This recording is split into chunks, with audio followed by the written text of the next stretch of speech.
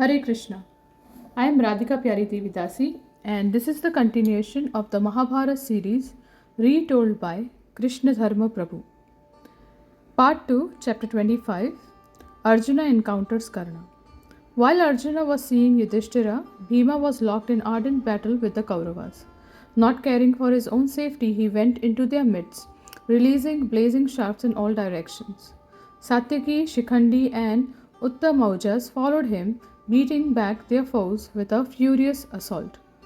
Dushasana, Shakuni, and a force of mountain warriors charged Bhima. The Pandava met them head on and struck them down on all sides. Uttamaujas then joined Bhima and was attacked by Sushena, Karna's eldest son. Using all his strength, Uttamaujas released an arrow that tore off Sushena's head. Seeing this, Karna was overwhelmed with grief and stood stunned for a few moments. Then he looked for vengeance. He turned his attention to Uttamaujas and quickly slew his horses and charioteer. With a volley of shouts, he shattered his chariot and cut his standard to pieces. Uttamaujas, countering Karna's arrows with shafts of his own, leapt from his broken chariot and ran over to Shikhandi's chariot. Both men then contended with Kripa and Kritavarma. Rushing ahead of them, Bhima fell upon the Kaurava troops, spitting venom. They could hardly look at Bhima as he flew about like the mighty Rudra dealing destruction at the end of creation. A cry of woe rose from the Kauravas. Torn asunder by the noble-minded Bhima, they rushed pell-mell. Mangled by his arrows and crushed by his mace, they screamed and ran to Karna for protection. After dispersing his enemies like a gale scatters clouds, Bhima said to his charioteer, O Vishoka, I am afraid for Yudhishthira's life. Arjuna went to see him and has not returned. Even though Karna is still releasing fearsome celestial weapons, we are surrounded by numerous Kaurava warriors who are ready to tear out our lives at the first opportunity. All this weighs heavily on my mind. When will Arjuna return? Bhima had no time to find out. Dushasana and his brothers were coming at him again. Backed by thousands of chariot fighters, he asked, O Vishoka, I have hurled a huge number of arrows and other weapons at my foes today. Tell me how much stock still remains. Should I attack my foes with arrows and darts, or simply grind them to a pulp with my mace? Vishoka replied, O hero, you have 60,000 arrows left, as well as 20,000 of both razor-sharp-headed and broad-pointed shafts. Therefore, attack your enemies without any restraint.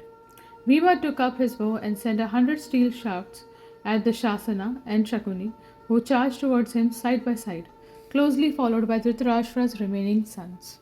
As Bhima contended with the warriors, Vishoka said, O hero, do you hear that sound?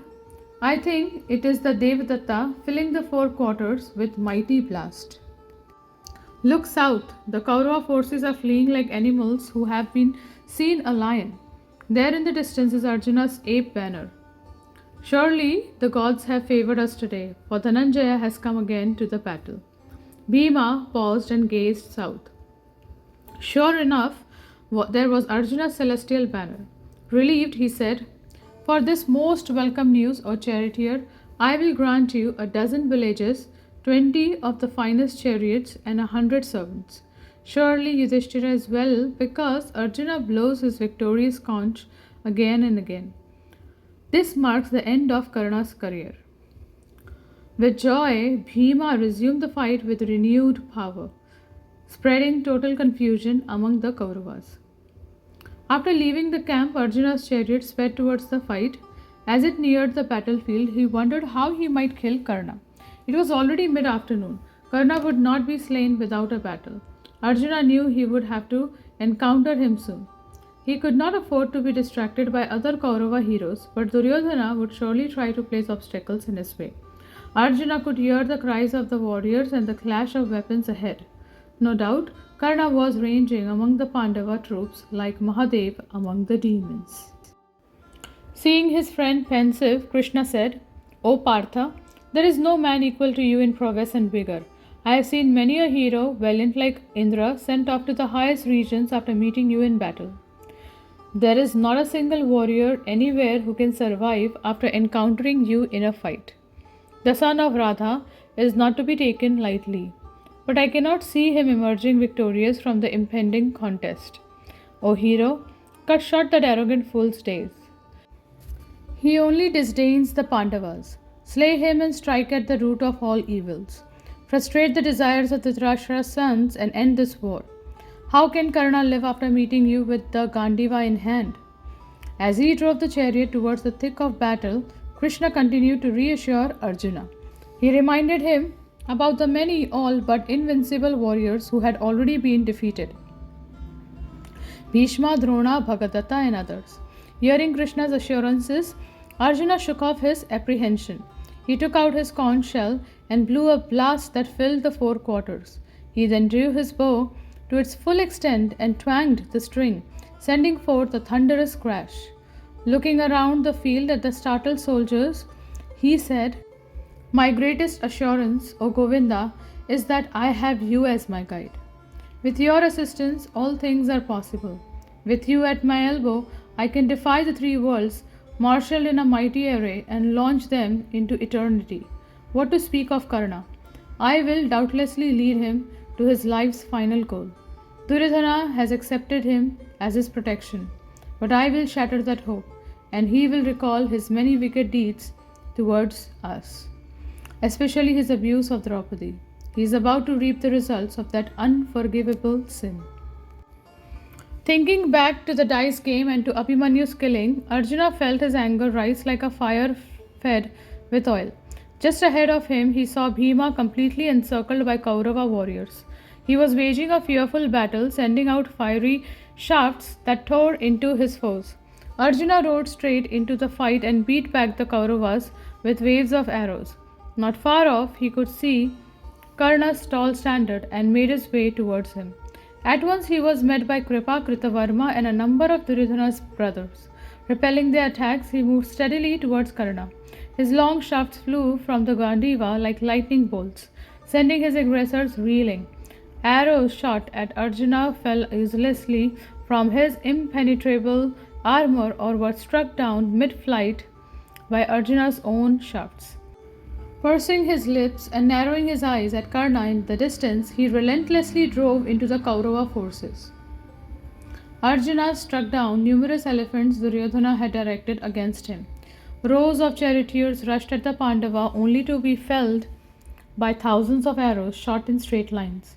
He crushed his foes like a maddened elephant, trampling a lake full of lotuses.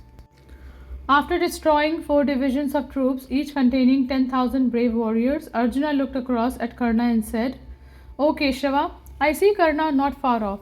Duryodhana himself is protecting him, along with a number of other Maharathas. Drive my chariot straight at them, O Krishna. I am not going to return today without slaying him. Go quickly, before he destroys our entire host." Krishna urged on the horses, and the great chariot thundered towards Karna. Seeing them approach, Shalya said, "Here at last comes Pandu's mighty son, shooting snake-like arrows from the Gandiva with the force of a thunderbolt. It appears that he is making straight for you, O hero. Save our troops by killing him, if it lies in your power.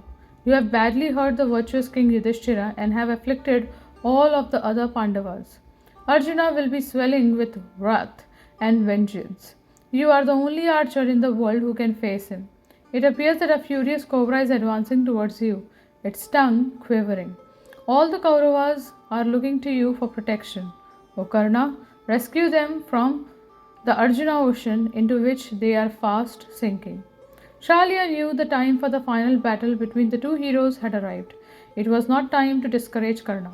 Shalya gazed at the dark-complexioned Krishna as he skillfully drove Arjuna's chariot through the Kauravas. He resembled a blackish cloud moving through the star-studded firmament. Behind him, Arjuna looked like a second black cloud, sending out streaks of brilliant lightning as he fired his arrows. Karna was cheered. "O strong-armed one, it seems you have shaken off your fear of Arjuna. You are now speaking words that are agreeable to me.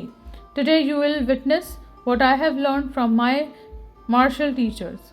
I will soon slay these two warriors along with the entire Pandava force.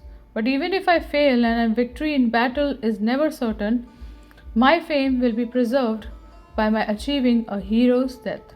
Karna roared and went over to Duryodhana. After saluting the Kaurava, he said, O king, I will now encounter Dhananjaya. Close him in from all sides so that he cannot escape. Have the best of our fighters assail him with numerous weapons. A great task is upon me, and I will need whatever help you can muster. Duryodhana detailed Kripa, Ashwathama, Dushasana, and his remaining brothers to support Karna. They rushed in a body at Arjuna, followed by thousands of elephants, chariots, and horsemen. Arjuna met his assailants with volleys of whistling arrows.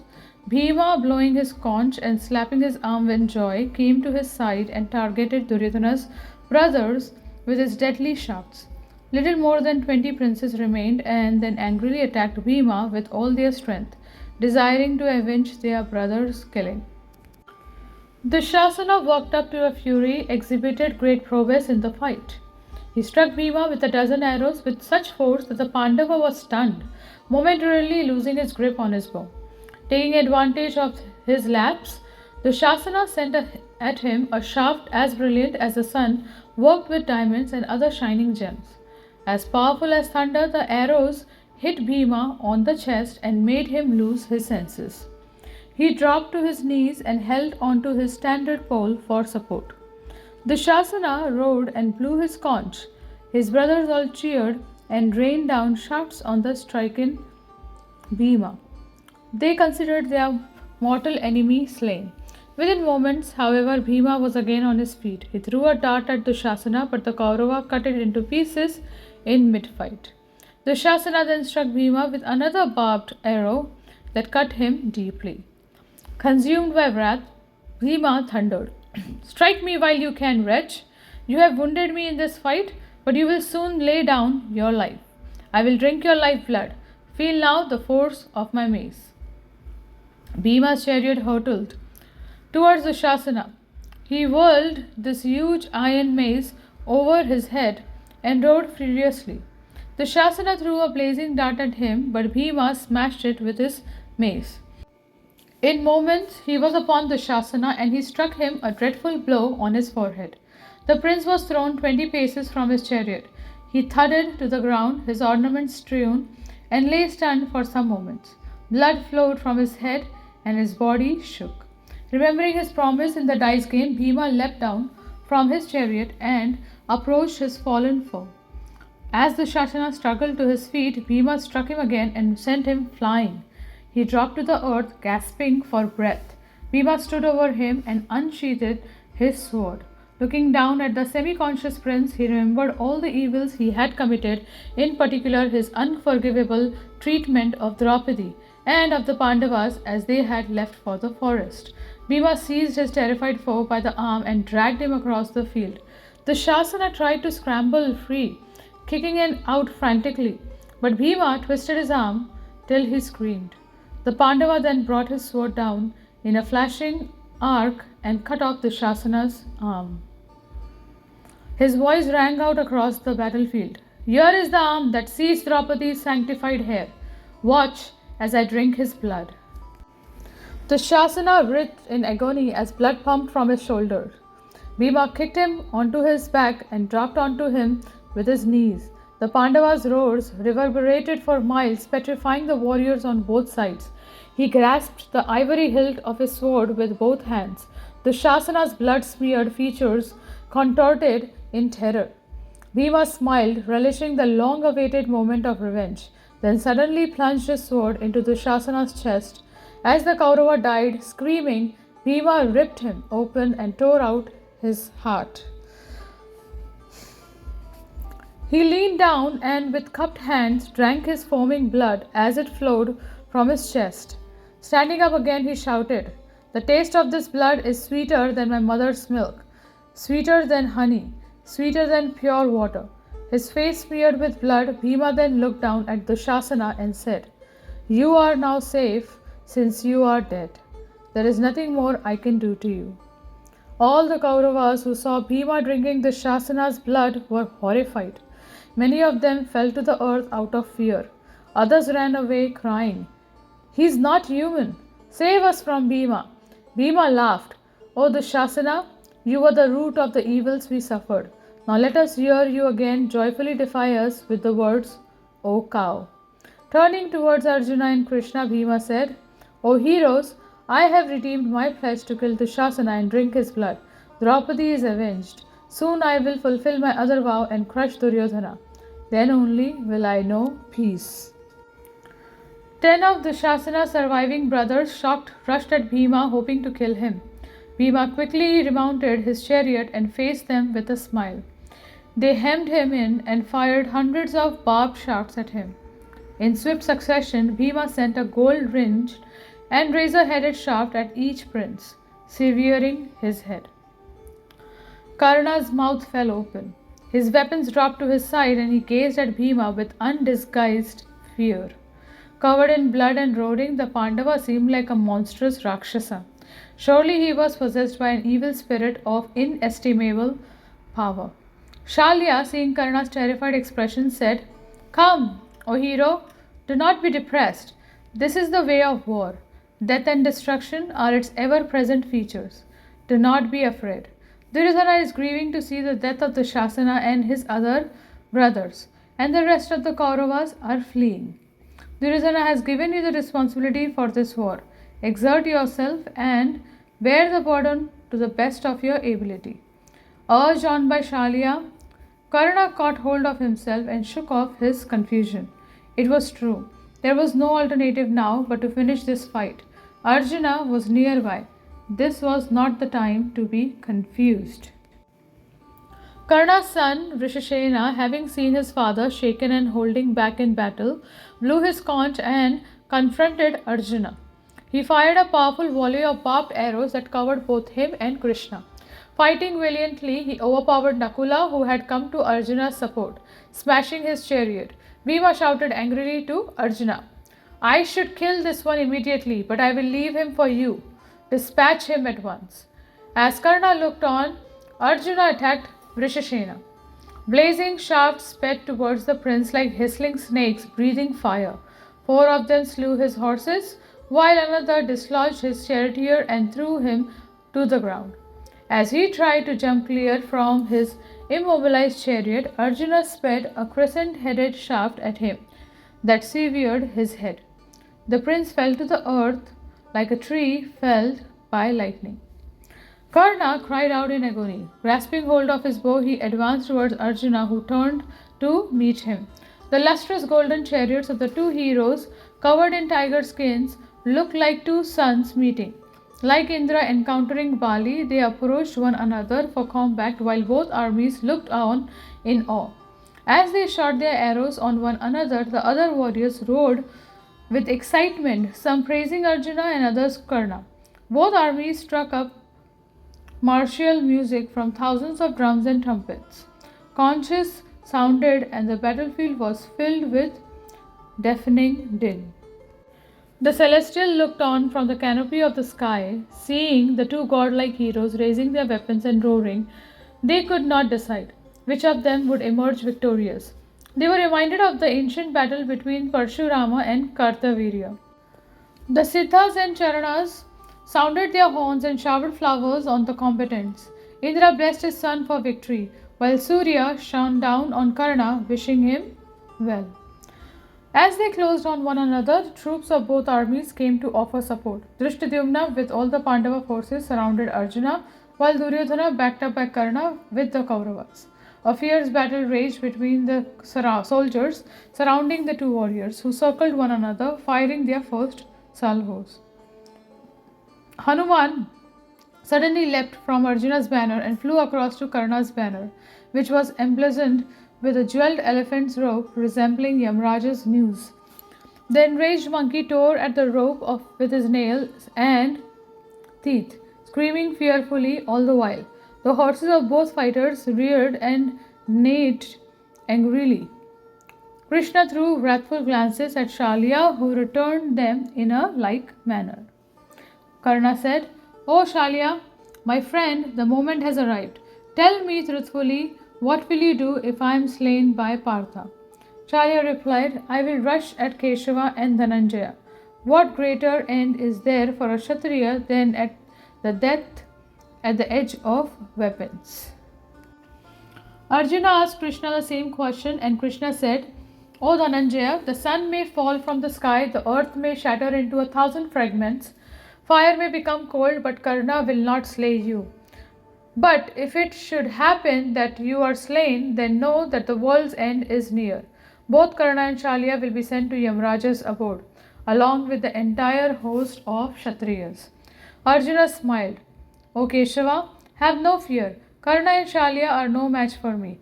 As an elephant in the forest rends a tree, so I will crush Karna, his chariot, banners, horses, armors, bows, and arrows. O Madhava, soon Karna's wives will be widows. Surely they dreamt of coming evil last night.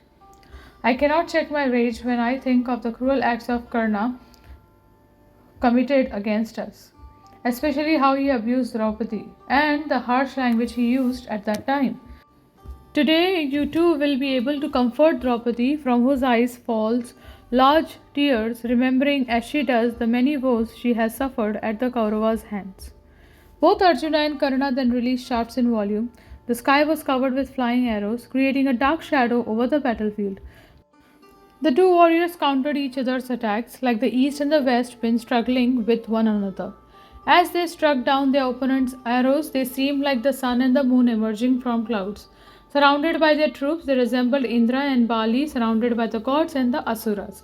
Their golden bows, constantly drawn to a circle, looked like the sun's coronas, and their arrows resembled sunbeams. Bent upon each other's destruction, they stood like two suns risen from the destruction of the universe at the end of a yuga. As they fought, they simultaneously slew thousands of troops, elephants, and horses. Other warriors contended together as the battle raged between the foremost heroes on both sides. Duryodhana, Kripa, Shaguni, and Ashwathama rained down arrows on Arjuna, trying to distract him and to give Karna the advantage. But Arjuna dexterously cut all their shafts and beat them back with his own.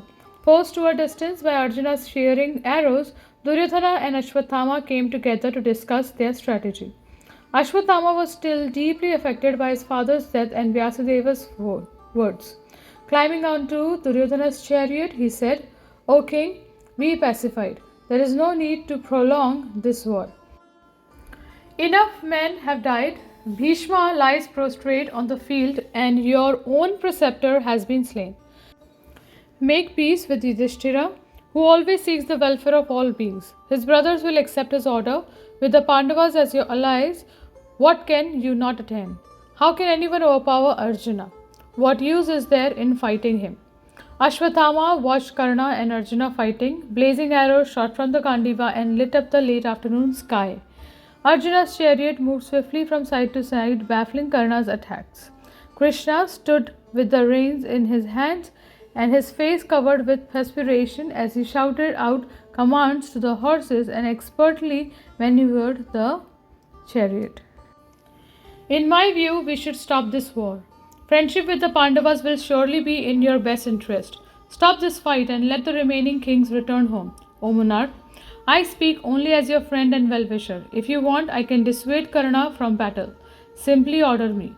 Duryodhana thought for a while without replying. Finally, he shook his head.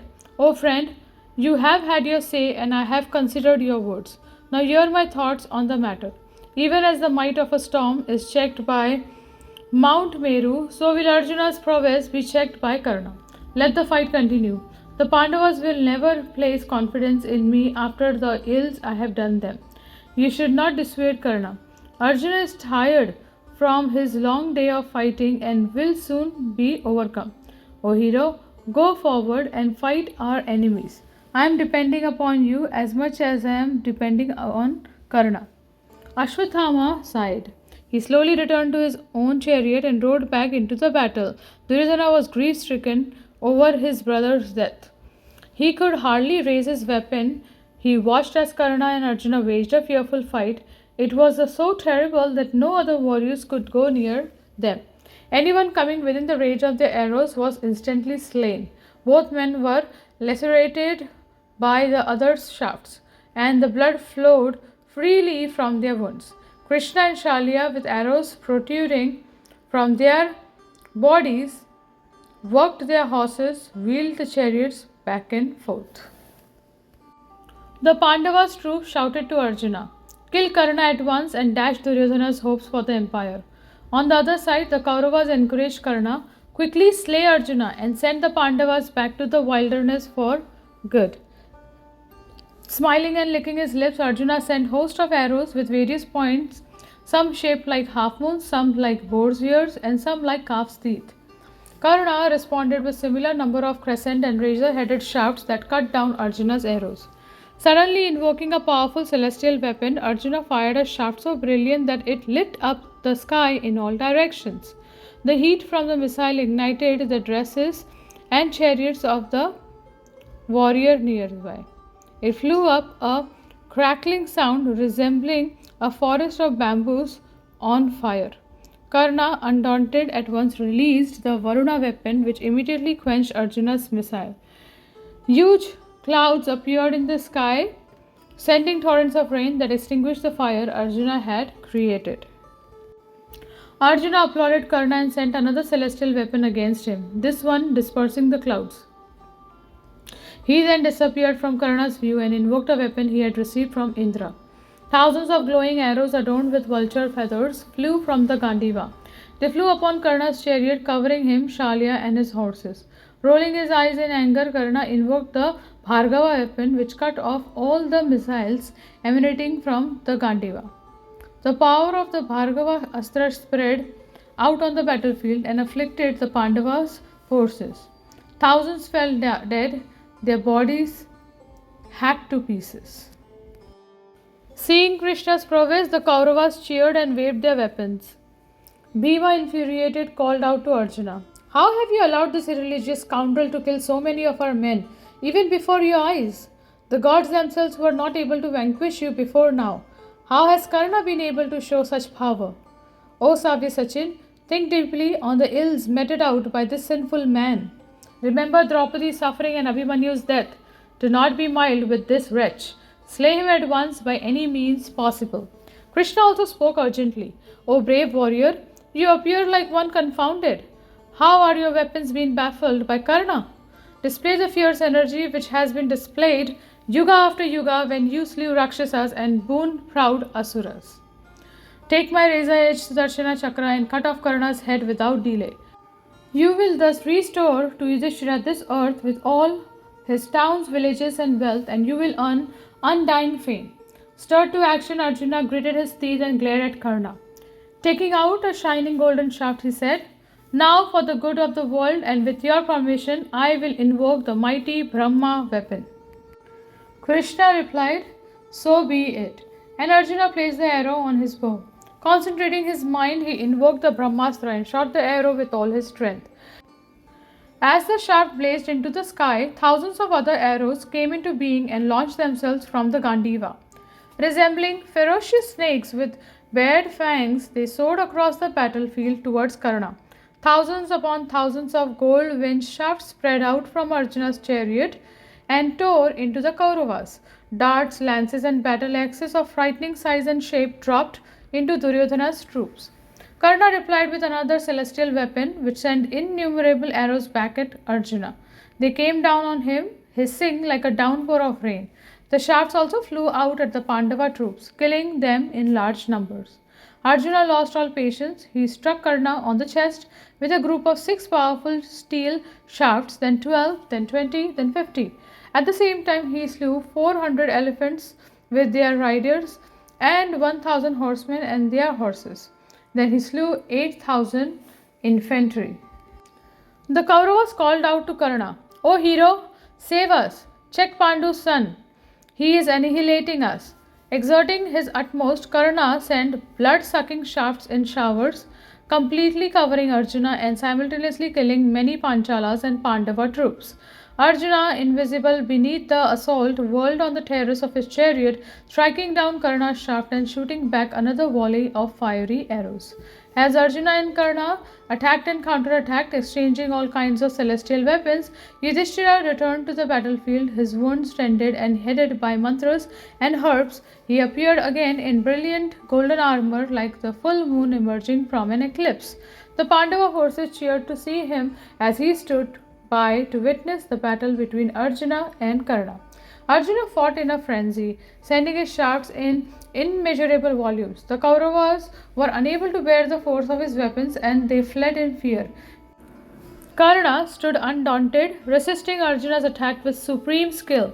He pressed back all the troops supporting Arjuna, and the two men soon faced each other alone. The Pandavas and Kauravas watched with astonishment from a distance as every kind of celestial missile was released and countered. Sometimes it seemed that Karna had the advantage, at the other times Arjuna appeared to gain the upper hand. The warriors of both sides cheered and blew their conches from the sky. The celestials applauded both warriors and beat their drums. While that awful fight was raging and the earth seemed to be oppressed by the weight of the weapons being fired, a Naga named Ashwasena came to the battlefield. The celestial snake, son of Takshaka, bore Arjuna enmity for having slain his mother and brother in the Khandava forest. Seeing his opportunity to gain revenge, he assumed the shape of an arrow and entered Karna's quiver. With his mind fixed on Arjuna's destruction, Ashwasena used his mystic power to inspire Karna with the thought of using the Nagastra. Karna saw that he could not overpower Arjuna by force of arms. It would take an inspired shot with a powerful celestial weapon. He then thought of the Nagastra. If he could catch Arjuna off guard by cutting his bowstring and striking him at the same time with a cluster of shafts, he might just have time to kill him with the snake weapon before he recovered. Following his plan, Karna fired shafts with blinding speed and temporarily stunned Arjuna, sundering his bowstring with a razor-headed arrow. He then took out a golden arrow from his quiver of celestial weapons. It seemed to jump into his hand and almost place itself on his bowstring. Karna took careful aim at Arjuna's neck and drew his bow to its full. Unaware that Ashwasena has entered the arrow by yogic power, he shot it before Arjuna had a chance to restring his bow, calling out, "You are killed, O Partha." As the arrow was released, the celestials cried out in sorrow.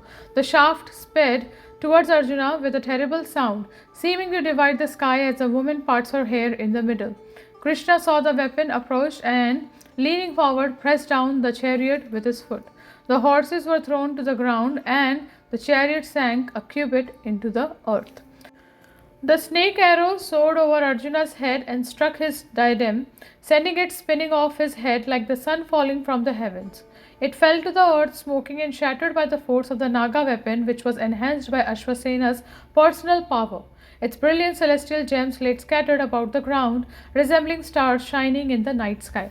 Seeing that Krishna had saved Arjuna from the certain death, the gods cheered and showered him with flowers. Arjuna, standing like a mountain bereft of its snowy summit, thanked and praised Krishna, who told him what had happened. Arjuna quickly bound his loose hair with a white cloth and restrung the Gandiva to attack Karna. Ashwasena, thwarted in his efforts to slay the Pandava, returned to Karna and said, "You did not know that I had entered your arrow. Know me to be Partha's enemy. He killed my mother. Shoot me again and I'll avenge her and achieve your desired end." Karna looked in surprise at that Naga. With a shake of his head, he replied, "I will never seek victory depending upon another's strength, nor will I shoot the same arrow twice. I will slay Arjuna with my other weapons. Go now wherever you please." Ashwasena turned back towards Arjuna. Launching himself into the air, he again assumed the shape of an arrow. Arjuna was ready for him. He swiftly fired 6 crescent-headed shafts that cut Ashwasena to pieces, and the Naga fell to the earth like a number of burning firebrands. Krishna jumped to the ground and with his own hands lifted Arjuna's chariot out of the earth. He quickly remounted and urged to the horses, circling Karna as Arjuna aimed deadly shafts at his vital organs. Completely furious, Arjuna relentlessly assailed his foe from all sides as Krishna drove the chariot. His arrows pierced Karna's armor and broke it to pieces. Arjuna struck off his helmet and headdress, leaving the wounded Karna standing like a mountain, sending forth streams of red lava. Seeing his foe stupefied, and inactive, his bow falling from his grasp, Arjuna honored the codes of warfare and stopped his attack. Krishna said in surprise, "Why, O Partha, are you making such a mistake? The wise never spare their enemies, no matter how weak they are. Learned men gain great merit by destroying wicked foes, even when those foes are distressed. Lose no time in killing him. When he recovers, he will again present you a difficult task." Responding to Krishna's urging, Arjuna fired arrows fitted with calf's tooth heads. They thudded into Karna's powerful frame.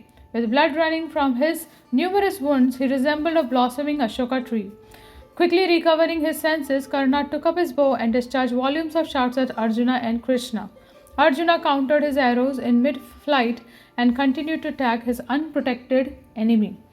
In his flight, Karna thought of again using the Bhargava weapon, inspired with Brahma's power.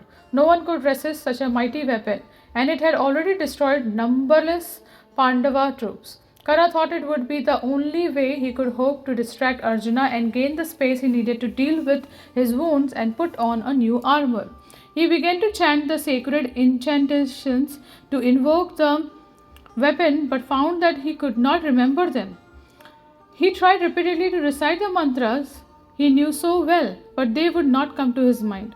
Sadly, Karna recalled his teacher's curse. When your life depends on your most powerful weapon, you will not be able to summon it.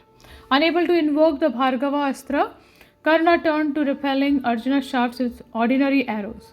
As he stood releasing shafts by the hundreds, he saw a black, shadowy figure appear near his chariot. Karna recognized it as Kala, time personified, who said, "The earth is devouring your chariot wheel." Karna looked down and saw that his chariot was sinking into the earth. Despite Shalya's strenuous efforts, it could not be pulled out. Karna lamented, rebuking virtue. "It is said that you, O virtue, always protect the virtuous. I have always carefully observed my duties. How am I now being destroyed? Why are all my efforts in this battle thwarted?" As he gave vent to his anguish, Arjuna attacked him more vigorously. Cursing virtue again and again, Karna fought back desperately. Arjuna's arrows pierced him deeply and he shook like a tall tree in a storm. Worked up to a frenzy, Karna released his arrows in a continuous stream. They flew off his bow like streaks of fire, struck down Arjuna's shafts. Some of them penetrated Arjuna's defenses and pierced both him and Krishna. Seeing Karna still fighting furiously, even though disadvantaged and badly wounded, Krishna said, "Discharge more powerful weapons, Arjuna. See how Karna remains bent on victory, rendering your arrows useless and striking us with all his power." Arjuna recited mantras to invoke the Brahma weapon, but as he did so, Karna sent an arrow that cut apart his bowstring. In a moment, Arjuna restrung his bow, but Karna immediately cut it again. Arjuna strung it for a second time and Karna cut it again. They repeated this 12 more times. Arjuna stringing his bow quickly and Karna cutting the string. Marveling at Arjuna's lightness of hand, Karna kept up his fierce assault. By the sheer force of his attack, he temporarily stunned his opponent. Taking the opportunity, he leapt from his chariot and seized hold of the sunken wheel. He heaved at it with all his might. With his massive shoulders and heavily muscled arms, he resembled a sal tree with two huge trunks. Pulling with all his power, Karna shook the earth. It seemed to rise up with all its lands, mountains and seas, but the wheel would not come out. Karna wept in frustration.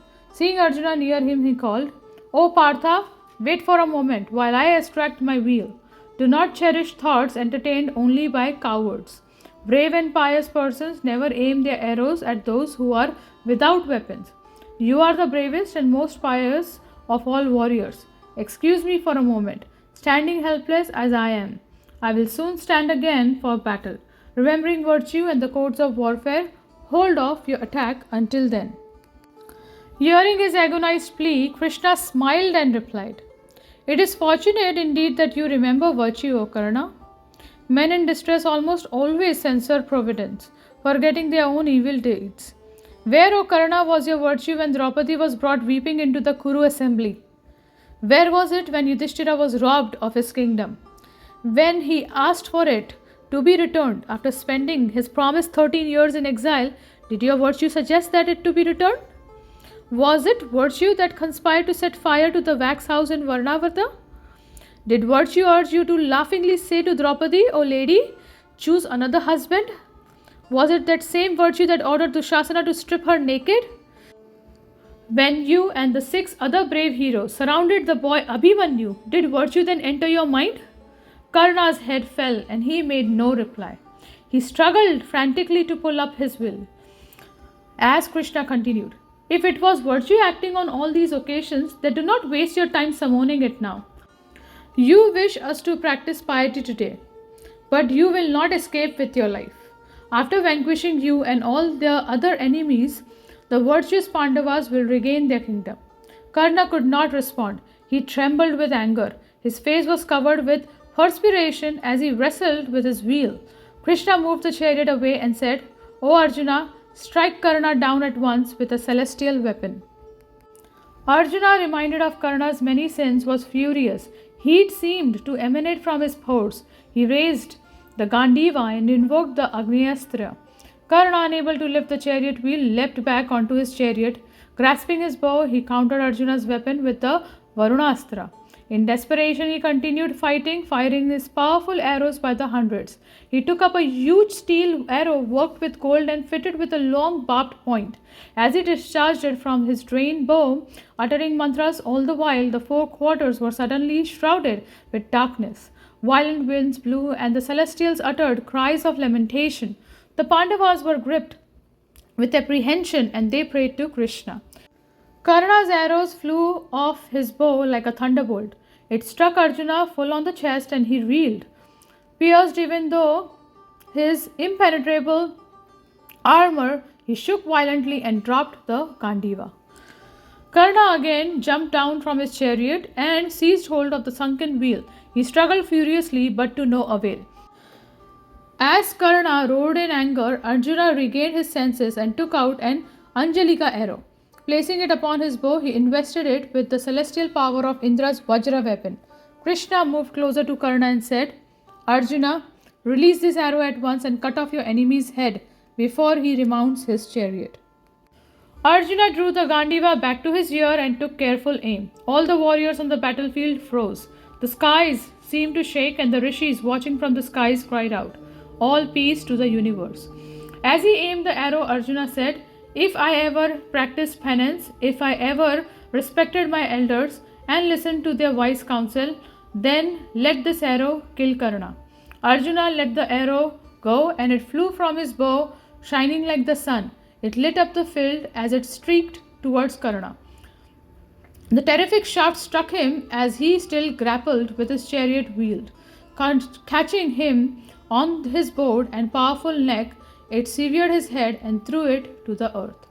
As the handsome head fell to the ground, like the crimson setting sun going behind the western hills, his trunk collapsed, gushing streams of blood. Then before everyone's eyes, a bright light came out of Karna's body and rose upward, entering the sun. The Pandavas cheered, beat drums and sounded trumpets. Arjuna and Krishna, filled with joy, blew their conches. They were surrounded by warriors who praised them and danced on the field in happiness. They gazed in wonder at Karna's fallen body, which resembled an extinguished fire or a mountain struck down by the bolt of heaven. Shalya slowly drove Karna's chariot, bereft of its hero, away from the field. Seeing that sorrowful sight, the Kauravas fell about in grief. Their hopes dashed. They fled in fear, looking back repeatedly at Arjuna's blazing standard. Duryodhana was overwhelmed with grief. Tears flowed from his eyes and he sighed again and again. He and the other Kuru chiefs went over to Karna and stood around him. The Pandavas joined them to offer their last respects to the fallen hero. Bhima roared like a thunder cloud. He danced about, slapping his arm in joy. Leaping high and circling in the air, he laughed and shouted out his battle cry. The Pandava troops embraced one another with tears in their eyes. Now the war was over. Duryodhana's greatest hope had just been shattered. Thus ends the part 2, 25th chapter of the Mahabharat series, Arjuna encounters Karna. Thank you very much. Hare Krishna.